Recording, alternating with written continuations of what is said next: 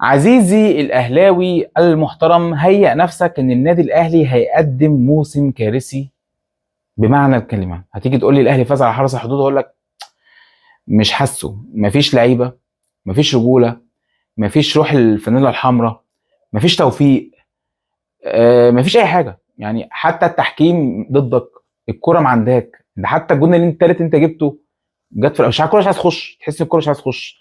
الاجوان اللي بتخش فيك بتخش بكل سهوله. يعني انا لو جبت 10 لعيبه وانا لعبت معاهم ورحنا عملنا هجمه على الاهلي هنجيب جول. فتحس ان انت مش ده الفريق الاهلي ان انا متربي معاه من صغري، ولا ده. يعني مفيش اي حاجه، مفيش اداء، مفيش روح، مفيش اي حاجه. اداء عره، اداء عره، ومفيش تكتيك، مفيش باصات، مفيش لعب من تحت لقدام، مفيش تحركات، مفيش روح. اللعيب تحس ان هو على الخط وهو بيغير مثلا او نازل يلعب، تحس ان هو عنده حماس ويلا. اول ما يعدي الخط، اول ما يخش جوه المستطيل الاخضر، تحس ان هو ايه، شرب ايه يعني، زيت خروع.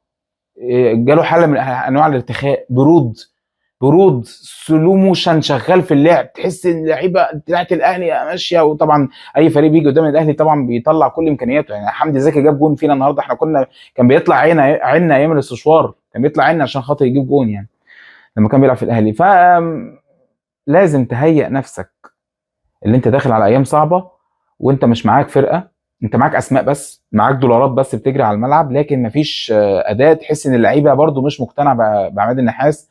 مشينا كولر، مشينا المدرب اللي ما يعلم بالله ربنا ده، ومشينا بعد كولر، ومشينا كمان دلوقتي موجود، قصدي دلوقتي عماد النحاس. وبرده اللعيبه تحس مش مقتنعه بيه زي ما كنا عايزين. يعني نجيب لكم مدرب من المريخ، نجيب لكم مدرب يعني فضائي عشان تقتنعوا بيه. اللعيبه ما تفهمش، يعني زي ما يكونوا بيوصلوا رساله معينه ان احنا تقال ومش عايزين اي مدرب يجي يدربنا. من الاخر يعني، بنعدي على خير. اراك ضحك.